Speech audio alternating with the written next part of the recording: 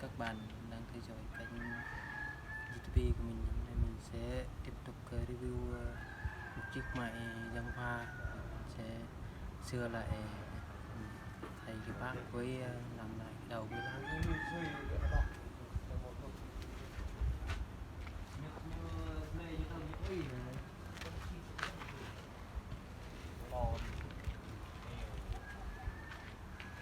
Thôi được bờ về sẽ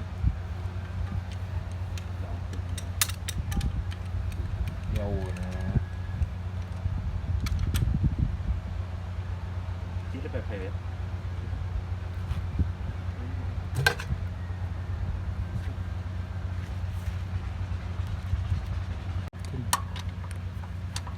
Nhưng mà không ca luôn.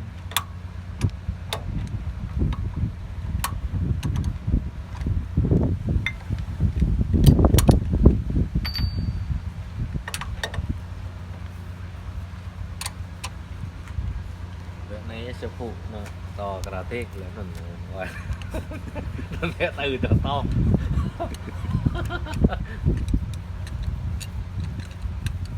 tụi cái sau y tiết như lên ồ cứ nói mày ồ hay lịch lên mày bay cả thôi mi thì mời nhưng mình răng hâm mộ như vậy bật đi tê ai răng cái sai răng nó lò từ công ty răng lò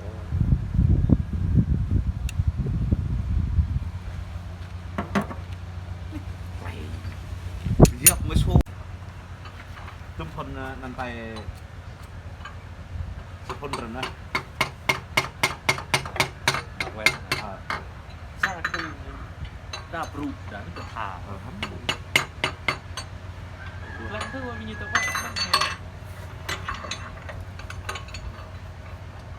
ôi cơ bông mưa nâng cô cha người tua tôm một cục cô sao không có bằng chưa nó là răng lệ nó chưa hổ dạ ô chữ hột nộp tờ nên chữ hột chú tép chi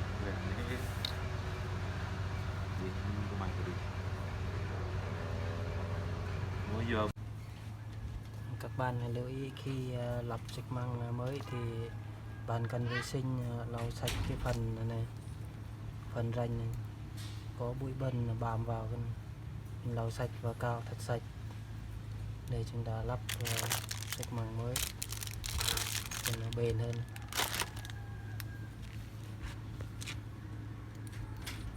Cái phần mặt bê tông bị đen mình sẽ chà hết cái phần này, chà cho nó bóng lên, chà hết.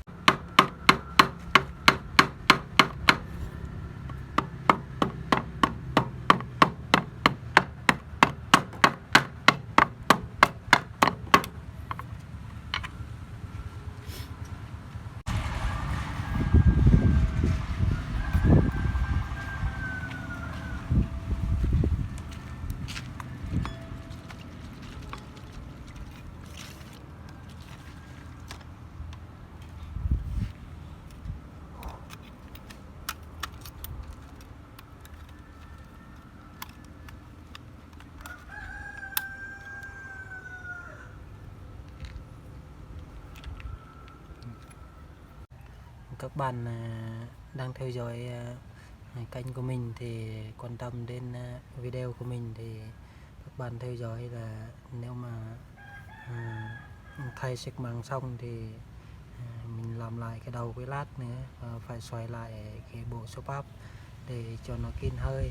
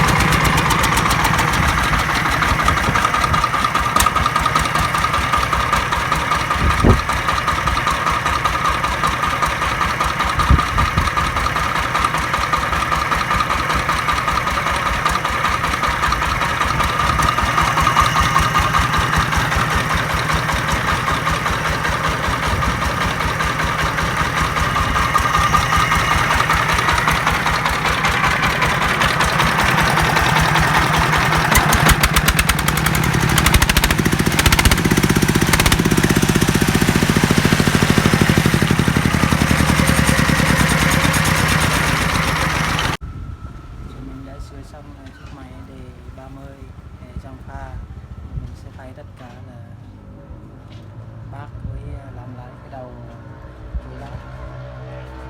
Hôm nay mình sẽ quay và sẽ nấu bình thường nên không phải không xí nước, nên mình sẽ tạm dừng clip tại đây. Các bạn theo dõi kênh của mình thì nếu mà quan tâm đến máy nấu thì phải làm như mình là thể tự sửa ở nhà và tiệm sửa. Mình sẽ tạm dừng clip tại đây. Chúc các bạn xem video vui vẻ.